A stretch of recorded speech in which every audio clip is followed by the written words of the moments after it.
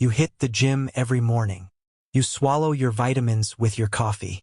You never miss that annual checkup. You pay your premiums on time. You read every health blog, track your steps with your favorite wearable, drink only filtered water, and maybe even steal a moment to meditate before bed. You're doing everything you've been told will keep you healthy, help you live longer, and keep you in control. But pause for a second. Do you actually feel healthier? More alive? More free? Or are you quietly more anxious than ever? Obsessed with your blood pressure, your cholesterol, your future? Because here's the uncomfortable truth. Between 2000 and 2020, global healthcare spending doubled, yet chronic disease keeps climbing. Rates of depression are soaring. Medication dependency is skyrocketing. The more we invest in wellness, the more broken we feel. The more health apps we install, the more tests we take, the more supplements we buy, the deeper we sink into a system built on our anxiety. Somehow, modern health doesn't feel like health. It feels like a subscription wrapped in fear. And no one asks the question that cuts through the noise. What if this isn't a glitch? What if the system wasn't failing to make you healthier? Because it was never designed to. Think about it. A truly healthy person doesn't generate repeat revenue. A strong, self-aware, self-reliant person doesn't need a closet full of pills, doesn't schedule weekly check-ins, doesn't frantically Google every twinge at 2 a.m. But someone who's afraid of getting sick, who's told they're never enough, who believes their body can't be trusted unless the labs say so. That person subscribes, renews, pays, obeys, and in the process, they give away something far more valuable than money. They give away their power. So let's ask the question most people are too distracted to ask. Has the health industry been trying to cure disease? Or has it been manufacturing patients? Because when you look closely, you'll see a pattern hiding in plain sight. Every new gadget promises control, yet you feel more helpless. Every fancy scan promises answers, yet you end up more confused. Every trendy supplement promises energy, yet you're more tired than ever. You begin to believe you're broken, and the solution is always for sale. Health has become a product, a perpetual subscription to prevention, fear, intervention, and maintenance. And the moment you step into that cycle, you're not a person with agency anymore. You're a consumer with anxiety. You may feel like you're taking care of yourself, but in reality, you're being trained to outsource your well-being, to hand over your instincts, to mistrust your own body, to depend on a system that profits from your worry. Think. When was the last time a health professional said, "You're fine. You don't need anything"? When you rest deeply, move daily, eat simply, your body already knows how to heal. They don't tell you that, because "you're fine" doesn't sell. Fear sells. Confusion sells. Data overload sells. When you're overwhelmed, you reach for answers, and in this system, answers are always monetized. Maybe the real sickness isn't in our bodies. Maybe it's in the story we've been sold about what health even is. Because once wellness becomes an industry, growth is the only goal. There's only one way to expand. Make sure the cure is never the endgame. Make sure the customer never feels done. And that's how we end up here. Following all the rules, buying all the products, playing the game, and still feeling broken, still feeling unsure, still feeling like we're failing. But what if we're not failing? What if the system is succeeding at exactly what it was built to do? If the system was never built to make you whole, what was it built for? Healthcare sounds noble, compassionate, human, but it's no service anymore. It's a global industry worth over $11 trillion. In that world, your body isn't sacred. It's a revenue stream. Your symptoms aren't mysteries to solve. They're opportunities to monetize, package, and resell to you as care. Feel a sniffle coming on? That's your gateway to a prescription, your entry point into ongoing treatment. Feel tired? That unlocks tests, supplements, hormone therapies, pills, a buffet of solutions with a price tag. Feeling anxious or burned out? That justifies therapy sessions, mindfulness apps, and yet another self-care subscription. Every emotion, every sensation in your body has been rebranded as a medical event. Not something to observe or understand, but something to fix, to treat, to bill. And if you think that sounds like hyperbole, consider this. Medical authorities have admitted it plainly. Healthcare is no longer about health. It's about sustained consumption of medical solutions. Not the provision of health, but the consumption of solutions keeping you just unhealthy enough to stay plugged in. Not dying, but not truly thriving, just anxious enough, just dependent enough to keep clicking, keep paying, keep subscribing. This isn't healing. It's managed illness sold as empowerment while your trust and vitality quietly erode. Because once daily life is medicalized, the possibilities are endless and endlessly profitable. Every ache becomes a product. Every mood swing becomes a diagnosis. Every fear becomes a marketing funnel. And this isn't a conspiracy theory. It's a business model, highly optimized, psychologically engineered, brilliantly disguised. Feeling restless? That's not normal life. It's an attention disorder. Feeling lonely? That's not just social isolation. It's a chemical imbalance. And you know what the prescription looks like. A pill, a plan, a protocol that turns discomfort into debt. The system wants you as a lifelong customer, not because it hates you, but because that's how it wins. And here's where it gets darker. This didn't start with social media or Big Pharma's latest blockbuster. Back in 1975, Ivan Illich exposed the roots of this problem. In his book Medical Nemesis, he named modern medicine a major threat to health, not by accident but by design.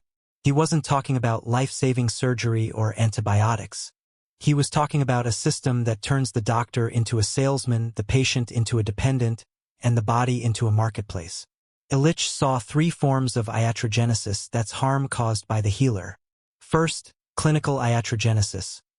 Treatments that make people sicker through unnecessary drugs, surgeries, and aggressive diagnostics leading to more interventions, side effects, and risk. Second, social iatrogenesis. The mindset that our instincts can't be trusted, that only numbers and tests matter. Over time, we stop asking, "What does my body feel?" and start asking, "What does the chart say?" And third, cultural iatrogenesis. The deepest cut of all, the way medicine reshapes our very understanding of life and death. Illich argued that aging, pain, and even dying, once accepted as natural parts of being human, have been reframed as technical failures. Pain is no longer a messenger. It's a malfunction to eliminate. Aging is no longer a privilege. It's a problem to reverse. Death is no longer a passage. It's an unforgivable error. When every wrinkle becomes an enemy, every ache an alarm, and every breath an emergency, we lose the wisdom found in life's natural rhythms. We stop seeing suffering as a teacher and start seeing it as a defect. Over time, the rituals, language, and authority of medicine become a new religion, complete with priests in white coats, sacred texts of lab values, and rituals of scans and injections. And like any religion, it demands faith rather than understanding. Now, Illich didn't call for us to abandon antibiotics or emergency surgery. He was urging us to recognize the system's power over us, to see how medicine can create a cycle of dependence that undermines health itself. Clinical iatrogenesis makes us sicker through overtreatment. Social iatrogenesis trains us to distrust our bodies. Cultural iatrogenesis strips our lives of meaning and acceptance. Put together, they form a machine designed not to cure us, but to keep us engaged, subscribing, consuming, worrying. Let's look at how that machine runs today. Take statins, for example, one of the world's most prescribed drug classes for cholesterol control. In practice, millions of people take statins not for months or years, but for life. And yet, a growing body of research questions their benefit for people without prior heart disease. Trials show marginal risk reduction in low-risk groups, sometimes offset by muscle pain, cognitive complaints, or increased diabetes risk. Still, prescriptions climb. Why? Because statins don't cure, they retain. They convert everyday people into long-term pharmaceutical customers. You're never off the hook. Your annual lipid panel becomes a renewal notice. Your dose adjusts, your subscription continues, and your body remains a profit center. Or consider medical error. In 2020, Johns Hopkins researchers estimated that medical mistakes rank as the third leading cause of death in the U.S., behind heart disease and cancer. That means the very system entrusted with healing is inflicting harm on a massive scale. Surgeries you didn't need. Medications you shouldn't have taken. Tests that revealed incidental findings, leading to yet more procedures. Each link in the chain generates revenue, debate, and anxiety, and it rarely stops until everyone involved defers responsibility back to the next expert. The solution, ironically, is more medicine, more diagnostics, more specialists. Clinical iatrogenesis feeds itself, and pharmacy giants reap the rewards. A 2022 ProPublica investigation revealed that nearly half of Pfizer's profits came from drugs that manage conditions rather than cure them, medications you take daily for cholesterol, blood pressure, mood, or pain. Chronic therapy is the bread and butter of big pharma. Its predictable revenue, quarterly growth, and customer lifetime value measured in decades. Those blockbuster drugs with truly curative potential? They're rare. They yank you in for a finite course, then set you free, hardly ideal for an industry built on retention. But it's not just traditional healthcare. The wellness world, mindfulness apps, collagen powders, detox kits, mushroom coffees, and adaptogen smoothies, plays the same tune in softer packaging. Each product whispers the same message: you're not enough yet. You're not centered enough, not clean enough, not glowing enough. So you buy the next tier, the premium subscription, the deluxe box. New holistic therapies promise breakthroughs. New biohacks promise supercharged mitochondria. New cleanses promise to detox a body that already knows how to cleanse itself. Yet you bounce from fad to fad, track new wearable metrics, and still feel something missing because these solutions, like their pharmaceutical counterparts, never aim to end the cycle. They're designed to sustain it. Contrast that with traditional health practices passed down through generations. Simple breathing exercises, community-based plant remedies, intuitive eating, meditative walks in nature. Those approaches weren't marketed with slick logos or lifetime membership fees. They evolved organically to support life's ebb and flow. They didn't promise to eliminate every discomfort. They taught people to inhabit their bodies and accept life's trials as part of the human journey.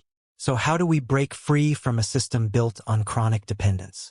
Illich offered a radical yet gentle prescription. 3 steps that demand awareness more than resources. 1. Question everything.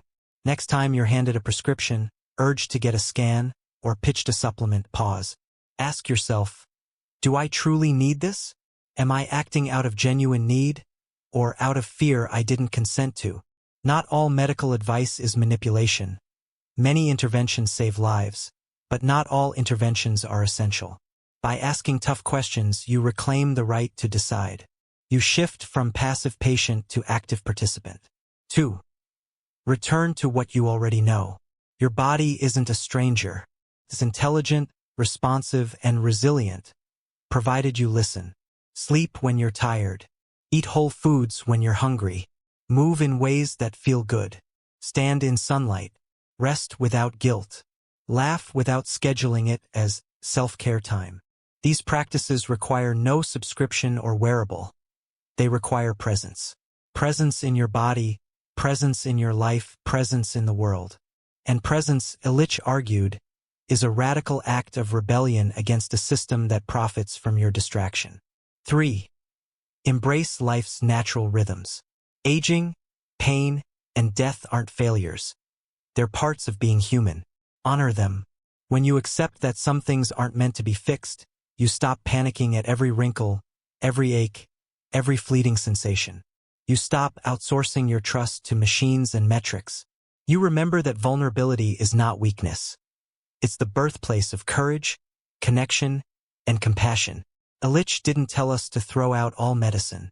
He simply asked us to stop confusing medicine with health, to recognize that true well-being isn't a product on a shelf, but a principle we live by.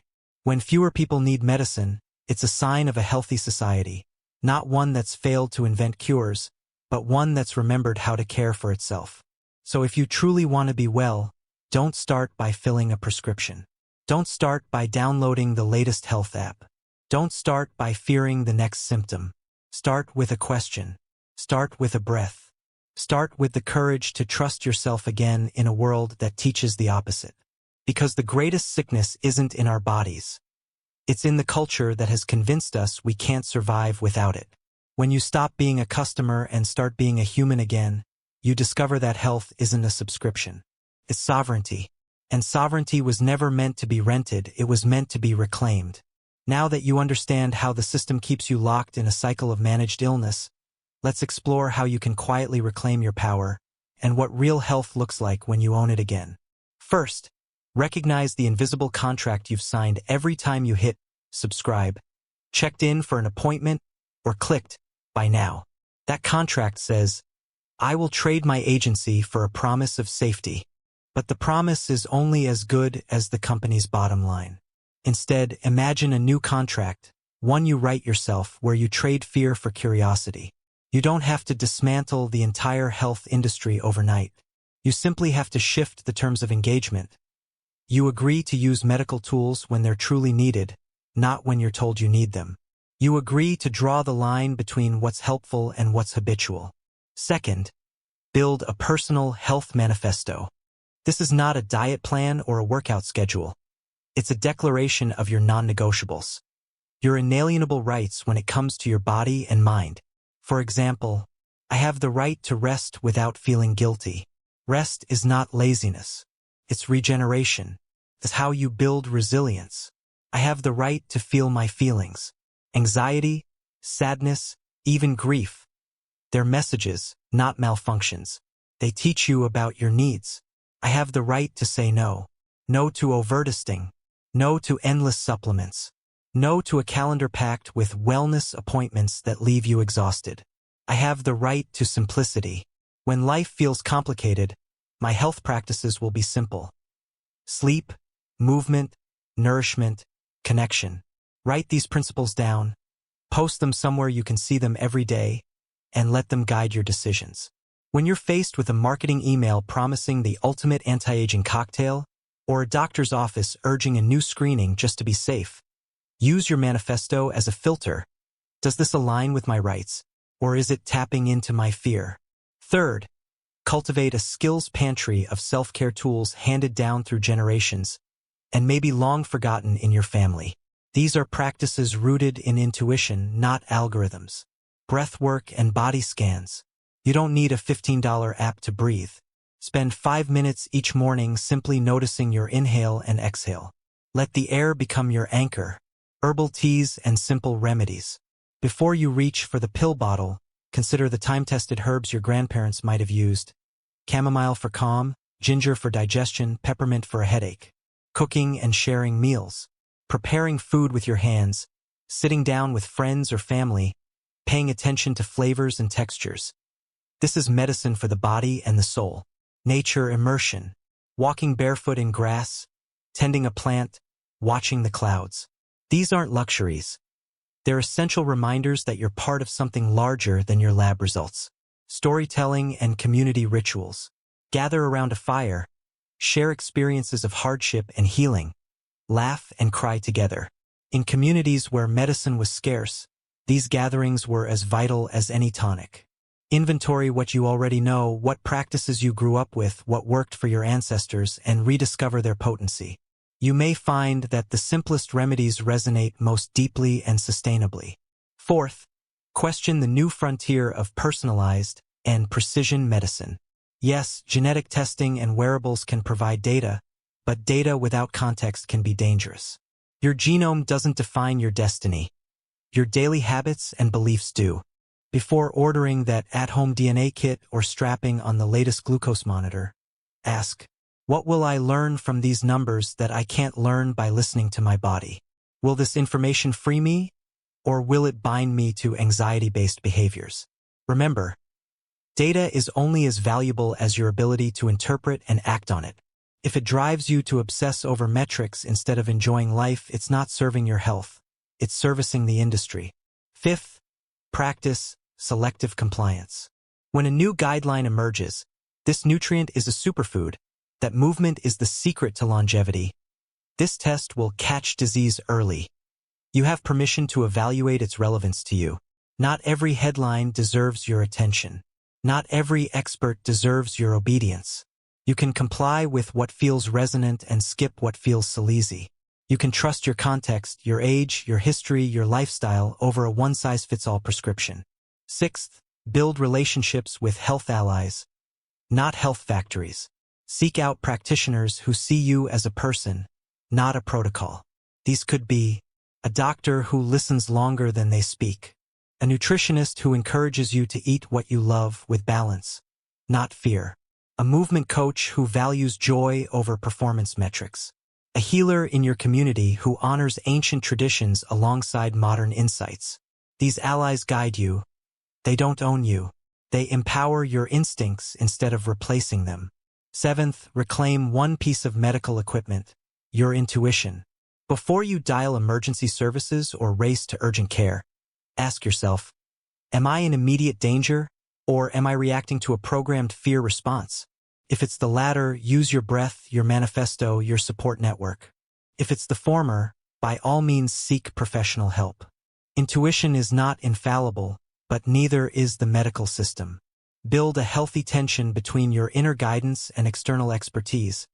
Both can coexist without one dominating the other. Finally, embrace a mindset of health minimalism. Minimalism isn't about deprivation. It's about intentional selection.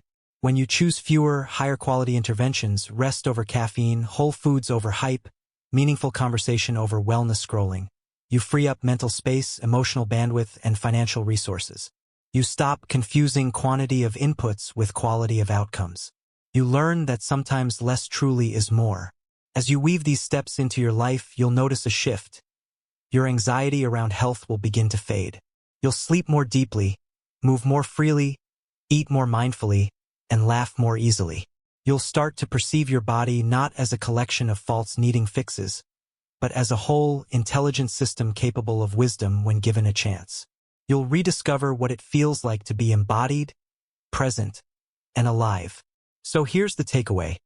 Modern medicine and wellness industries will continue to evolve, innovate, and market new solutions. That's their job. But your job is to live well on your own terms. You don't have to burn the system down.